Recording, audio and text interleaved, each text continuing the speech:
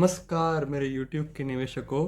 आज हम देखने वाले हैं बैंक अकाउंट के बारे में कि बैंक अकाउंट कितने प्रकार के होते हैं, कौन से बैंक अकाउंट में किधर सबसे ज़्यादा ब्याज या इंटरेस्ट मिलता है और आप घर बैठे कैसे पैसे कमा सकते हैं बैंक में रख के।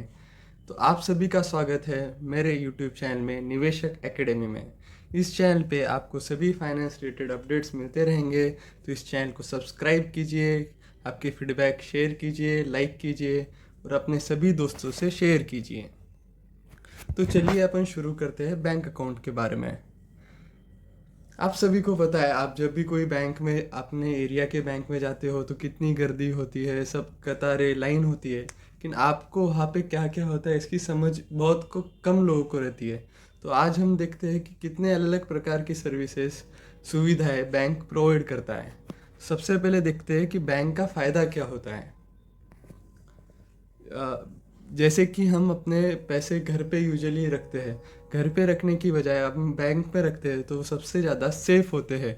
आपको किसी का खतरा नहीं होता है, चोरी का टेंशन नहीं होता है। और रिजर्व बैंक ऑफ इंडिया आपको एक 5 लाख तक का इंश्योरेंस भी देता है। अगर बैंक को कुछ हो भी गया तो भी आपके पैसे सेफ रहते हैं 5 लाख तक।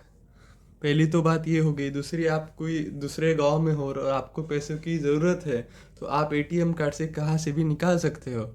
तो ये, जबकि आप अगर पैसे घर में रखते थे तो आप वो निकाल नहीं सकते थे दूसरे गांव से। तो ये बहुत बड़ी सुविधा बैंक अकाउंट द्वारा दी जाती है।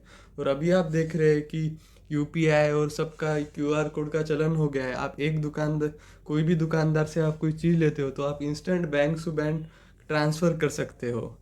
ये हो गया कि आप अपना बिजनेस बढ़ा सकते हो। और उसके बाद एक फ़ायदा आता है मेन, कि आप घर पे पैसा रखता हो। अगर मैं 100 रुपये आज मेरे कबड़ में रखा हूँ तो 1 साल बाद भी उसकी वैल्यू 100 ही रहेगी। लेकिन वही मैं बैंक अकाउंट में रखता हूँ तो बैंक अकाउंट मुझे कुछ ना कुछ इंटरेस्ट रेट देती है, जिस वजह से मेरे 100 रुपीज़ 104 रुपीज़ हो जाते हैं, क्योंकि 4% इंटरेस्ट चलता है। और सबसे मेन चीज़, आप सभी को अगर कोई बिजनेस बड़ा करना है, आपको कभी हेल्थ इमरजेंसी है, कोई एजुकेशन इमरजेंसी है, तो आपको लोन की सुविधा बैंक द्वारा दी जाती है। और लोन की सुविधा यूजुअली उनको दी जाती है उनकी जिनकी क्रेडिट रेटिंग अच्छी होती है, और क्रेडिट रेटिंग का मेन सोर्स होता है बैंक अकाउंट। तो इसलिए आपको लोन और लेने में बहुत आसानी होती है अगर आपके पास बैंक अकाउंट हो तो। इतने सारे फ़ायदों के वजह से ही आप देखते हो कि बैंक लोग आजकल सब प्रेफर करते हैं। तो अब हम देखते हैं बैंक में होता क्या क्या है, मतलब कितने अलग अलग प्रकार के अकाउंट बैंक में खुलवाए जा सकते हैं। जैसे कि saving account, current account, recurring deposit account, इसी को आरडी अकाउंट भी कहते हैं, फिक्स डिपॉजिट अकाउंट, एफडी जिसे कहते हैं, डीमैट अकाउंट क्या होता है, वो कहाँ से खुलवाया जा सकता है, और एनआरआई अकाउंट क्या होता है। तो चलिए हम एक एक करके शुरुआत करते हैं। सबसे पहले हम शुरुआत करते हैं जो हम सभी को जो सबसे ज़्यादा रोज़ की ज़िंदगी में जो काम आता है, सेविंग्स अकाउंट। जैसे कि इसके नाम में ही है बचत खाता। जो एक आदमी अपनी कमाई के बाद जो बचत करता है, जो उसकी सेविंग्स होती है, समझो बच्चों को किसी ने गिफ्ट दिया या कुछ भी छोटी सी भी चीज़ जो अपने रोज़ अपनी कमाई के बाद जितने अपने खर्चे चले जाते हैं, उसके बाद जो बचता है उसे कहते हैं हम सेविंग्स। तो सेविंग्स का अपन, जैसे अपन मैथ्स में फॉर्मूला लिखते हैं वैसे अपन लिख सकते हैं कि इनकम, मतलब कमाई में से अगर खर्च निकाल दिया, इनकम माइनस एक्सपेंस, तो आपका हो जाता है सेविंग। इसी का हिंदी में होता है इनकम माने आपकी कमाई, एक्सपेंस माने आपका खर्च, सेविंग माने आपका बचत। तो सेविंग्स अकाउंट, सेविंग्स अकाउंट आप कोई सी भी बैंक में खोल सकते हैं। बैंक यूजुअली 2 प्रकार के होते हैं, एक तो सरकारी बैंक और एक होती है प्राइवेट बैंक। सेविंग्स अकाउंट के फ़ायदे क्या होते हैं? सेविंग्स अकाउंट में यूजुअली आप पैसे डालने के लिए कोई लिमिट नहीं होती है, मतलब आप डाल सकते हो, लेकिन निकालते टाइम अगर आप 1 लाख 1.5 लाख ऐसा बैंक टू बैंक लिमिट होती है। सेविंग अकाउंट में जो यूजुअली सब लोग जिस चीज़ के लिए रखते हैं पैसा, वो है वहाँ का इंटरेस्ट रेट। हर बैंक अपने हिसाब से एक अलग अलग इंटरेस्ट रेट प्रोवाइड करती है। जैसे कि स्टेट बैंक ऑफ इंडिया आपको 2.7% इंटरेस्ट देता है, bank of India 2.9% interest rate देता है, एचडीएफसी बैंक 3% देता है। ये सब इंटरेस्ट रेट यूजुअली 3% एन्युअली होता है, लेकिन अपने अकाउंट में क्वार्टरली आता है। क्वार्टरली का मतलब होता है 4 महीने में एक बार। ICICI बैंक देती है आपको 3%, एक्सिस बैंक आपको देती है 3.5% interest rate, Kotak Mahindra bank आपको देता है 3.5%, IDFC फर्स्ट इन सब से थोड़ा ज़्यादा देता है क्योंकि वो नया नया बैंक है, वो देता है आपको 4%। और एक है कि IDFC फर्स्ट बैंक आपको मंथली इंटरेस्ट देता है, बाकी सब बैंक क्वार्टरली देता है, लेकिन ये मंथली देता है। सेविंग अकाउंट में और क्या फ़ायदे होते हैं, आपको ATM कार्ड मिल जाता है, डेबिट कार्ड, ATM की सुविधा आप यूज़ कर सकते हैं, डेबिट कार्ड मिलता है, आप किसी भी ATM से इंडिया की किसी भी कोने से आप पैसे अपने अकाउंट से निकाल सकते हैं। आप क्रेडिट कार्ड मिलता है। अपन कार्ड्स के बारे में कोई अलग वीडियो में देखिए, अगर आप इंटरेस्टेड हो तो मुझे कमेंट करके बताइए। सेविंग अकाउंट बैंक यूजुअली किसका होता है, ये स्टूडेंट्स लोग, वर्किंग प्रोफेशनल्स, जिनका छोटा मोटा एक छोटी मोटी जो चीज़ों के लिए जो चलता है, और आम हिंदुस्तानियों का यूजुअली सेविंग्स अकाउंट ही होता है। पेंशनर लोगों का, इन सब का होता है सेविंग अकाउंट। मुझे उम्मीद है आपको सेविंग अकाउंट के बारे में पता चल गया है। अब अपन चलते हैं नेक्स्ट अकाउंट, जो कि करंट अकाउंट। इसके बारे में काफ़ी कम जनों को पता होता है कि आखिर ये होता क्या है current account. Current account usually होता है बड़े बड़े बिजनेस, दुकानदार, ऑर्गेनाइजेशन, सोशल ऑर्गेनाइजेशन, स्कूल, इन सब के होते हैं करंट अकाउंट। तो करंट अकाउंट का फ़ायदा क्या होता है, लेकिन करंट अकाउंट इसलिए होता है कि उसमें आप कितने भी ट्रांजैक्शन कर सकते हैं, डालने के लिए भी और निकालने के लिए भी, और यूजुअली इसमें कोई लिमिट नहीं होती है। इसलिए बिजनेस लोग करंट अकाउंट प्रेफर करते हैं कि उसमें कोई लिमिट नहीं होती और उनका बिजनेस अफेक्ट नहीं होता है। बड़े बड़े association, social organisation, religious institute, सभी का करंट अकाउंट होता है।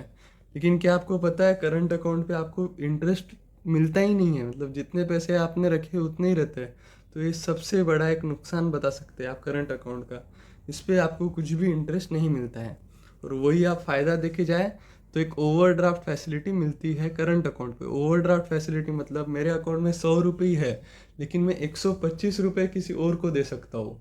तो ओवरड्राफ्ट मतलब जितनी मेरी लिमिट है उससे ज़्यादा पैसे मैं दे सकता हूँ, मुझे वो बाद में देना पड़ेगा, लेकिन ऑन द स्पॉट मुझे एक्स्ट्रा अमाउंट मिल सकती है अगर कोई इमरजेंसी आती है। तो ये हो गया करंट अकाउंट के बारे में। इसके बाद हम देखते हैं जो सबसे ज़्यादा चर्चित अकाउंट होता है हम हिंदुस्तानियों में, कि अब आप कभी भी आपकी पहली कमाई हो या आपको कोई गिफ्ट मिला तो आपको सभी बड़े जन बोलते हैं कि FD कर ले, FD कर ले। तो FD का मतलब होता क्या है, FD मतलब होता है फिक्स डिपॉजिट। तो हम देखते हैं फिक्स डिपॉजिट, जैसे कि चार्ट पे आपको पता चल रहा है कि कैसे उसकी इनकम बढ़ती जा रही है। फिक्स डिपॉजिट जैसे इसके अर्थ में ही है, फिक्स मतलब इसमें आपको सिर्फ एक टाइम एक फिक्स्ड अमाउंट डालना है और वो डिपॉजिट करना है किसी भी बैंक के पास, अपने मन चाहे बैंक के पास आप कर सकते हो, चाहे फिर वो पब्लिक हो मतलब सरकारी बैंक हो या कि प्राइवेट बैंक हो।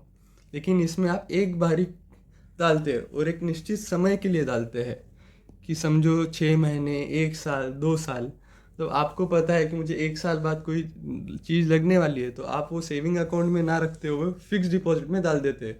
एक बार उसको फिक्स कर दिया, फिक्स का अर्थ ही ये है कि आप उसको बार बार चेंज नहीं कर सकते हो, वो 6 महीने बाद ही आपको वो अमाउंट मिलेगी। लेकिन लोग फिक्स डिपॉजिट क्यों प्रेफर करते हैं, क्योंकि उसमें थोड़ा इंटरेस्ट रेट ज़्यादा होता है सेविंग अकाउंट के कंपैरिजन में, इसीलिए, और सबसे सेफ माना जाता है। क्योंकि जैसे मैंने आपको बताया हर बैंक पे एक इंश्योरेंस होता है, और इंश्योरेंस की amount reserve bank of India govern करता है सब बैंक्स को। तो ये इंश्योरेंस होता है, अगर बैंक को कुछ हो भी गया तो अपना उस बैंक में फिक्स डिपॉजिट है तो 5 लाख का अमाउंट अपना रिजर्व होता है, इंश्योर्ड होता है। तो ये सब फायदे होते हैं फिक्स डिपॉजिट के। तो चलो हम देखते हैं फिक्स डिपॉजिट कोई एक जो हिंदुस्तान की सबसे बड़ी बैंक है, state bank of India SBI का। जैसे मैं बता रहा था ये टाइम ड्यूरेशन वाइज अलग अलग होता है इंटरेस्ट रेट, और यूजुअली हर बैंक सीनियर सिटीजन को आम पब्लिक से ज़्यादा इंटरेस्ट रेट देती है। अगर आपके घर में आपके कोई दादा दादी हो, नाना नानी हो, तो आप कभी FD उनके नाम पे लेना चाहिए, क्योंकि आपको इंटरेस्ट रेट ज़्यादा मिलता है। आप देखिए 180 डेज मतलब 6 मंथ में, अगर आप अगर सीनियर सिटीज़न नहीं, सीनियर सिटीज़न ने अगर FD करे तो उन्हें मिलता है 4.9% इंटरेस्ट, और अगर आम जनों ने करे तो उन्हें मिलता है 4.4 इंटरेस्ट। तो सीनियर सिटीज़न लोगों को 0.5% इंटरेस्ट ज़्यादा मिलता है। सीनियर सिटीजन की डेफिनेशन क्या होती है इसमें, कि जिसकी एज 60 ईयर्स के अबव है। लेकिन आप देख सकते हो कि ये सेविंग अकाउंट से कितना ज़्यादा आ रहा है। सेविंग अकाउंट सिर्फ 2.75 ही है SBI का, जबकि यहाँ पे 5% तक आता है। वही आप 2 साल के लिए करते हो। अगर आप नॉर्मल इंडिविजुअल हो तो 5.2, और जबकि आप सीनियर सिटीज़न हो 5.6 तक मिलता है। 5 साल के ऊपर सीनियर सिटीज़न को 6.2% इंटरेस्ट मिलता है, जो कि काफ़ी अच्छी अमाउंट है। इसमें एक ही ड्रॉबैक आता है फिक्स डिपॉजिट में, कि आप जो भी इसका इंटरेस्ट आता है वो टैक्सेबल इंटरेस्ट होता है। मुझे उम्मीद है आपको फिक्स डिपॉजिट के बारे में ये पूरा एनालिसिस पसंद आया होगा। आप मेरे वीडियो को कमेंट कीजिए, लाइक कीजिए, सब्सक्राइब कीजिए, ताकि मैं आपका फीडबैक जान सकूँ। अब हम नेक्स्ट देखते हैं RD का मतलब होता है रिकरिंग डिपॉजिट। इसके बारे में काफ़ी कम जनों को ही पता है, तो मैं आपको बताना चाहता हूँ कि ये RD होता क्या है। जैसे कि आप देख सक रहे हैं, आप हर थोड़े थोड़े समय बाद छोटी छोटी अमाउंट डालते जा रहे हो, और आपका झाड़ बड़ा होता जा रहा है, बड़ा होता जा रहा है। तो RD का फुल फॉर्म होता है रिकरिंग डिपॉजिट, और रिकरिंग शब्द का मतलब होता है कि आप एक फिक्स्ड अमाउंट हर निश्चित समय के बाद डालते जाओ। समझो हर महीने जनवरी में डाला, फिर फेब में डाला, फिर मार्च में डाला। जैसे अपनी मंथली सैलरी आती है हर महीने, वैसे ही हम किधर डिपॉजिट भी करते हैं, ताकि हमें कभी फ्यूचर में कोई इमरजेंसी आए और कभी पैसे लगे तो वो हमें मिलना चाहिए। जो हम सबको बताया जाता है कि इस दुनिया में 7 अजूबे हैं, लेकिन एक 8वां अजूबा भी होता है, उसे कहते हैं कंपाउंडिंग। उस पर मैं निश्चित एक वीडियो बनाऊंगा, ताकि आपको समझ में आएगा कि हर रेगुलर समय पे पैसे डाल के आप कैसा बहुत सारा बड़ा अमाउंट ऑफ बना सकते हो। जैसे मैं RD के बारे में बता रहा था, RD कोई भी कर सकता है, एक छोटे से छोटा आदमी भी, और जितना बड़ा है वो भी कर सकता है। मतलब एज लो एज 50 रुपीज़ में भी आप एक RD स्टार्ट कर सकते हो।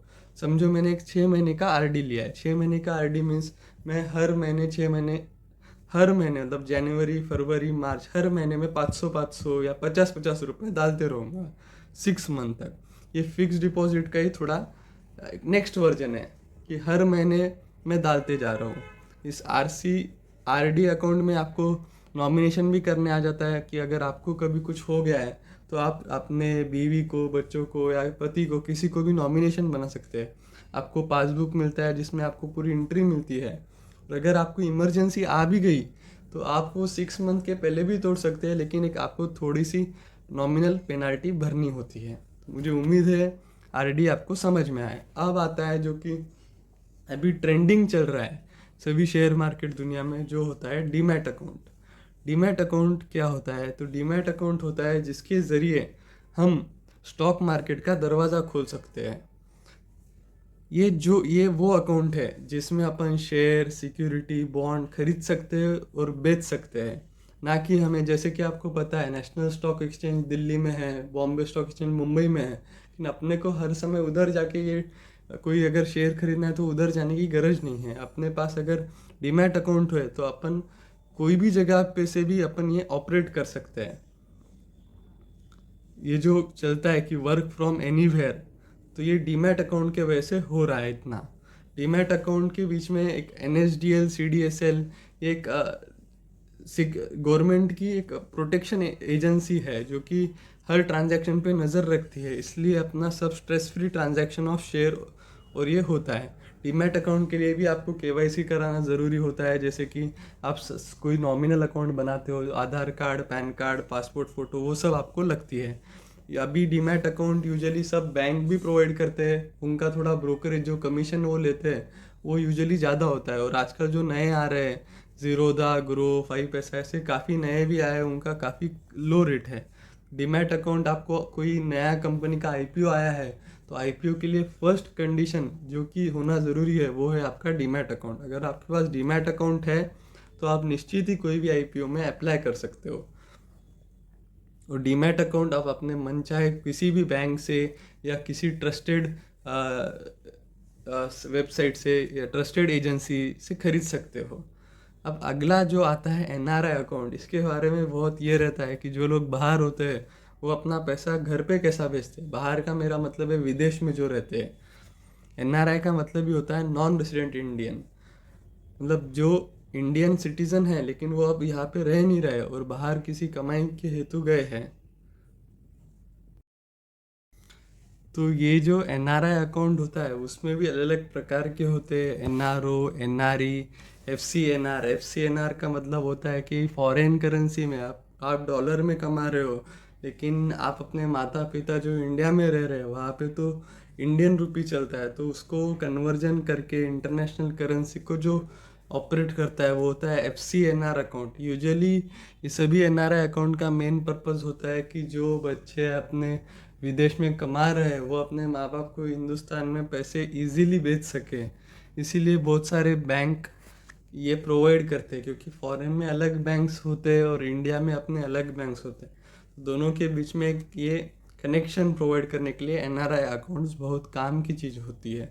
तो मुझे उम्मीद है कि आप सभी को मेरे अलग अलग प्रकार NRI account, demat account, recurring deposit, fixed deposit, इन सभी का मेरा विश्लेषण आपको पसंद आया, और मुझे आप फीडबैक कमेंट दीजिए कि मैं और किस किस पे वीडियो बनाना चाहिए, और ये आपको सही में हेल्पफुल लगे हैं क्या मेरे वीडियो।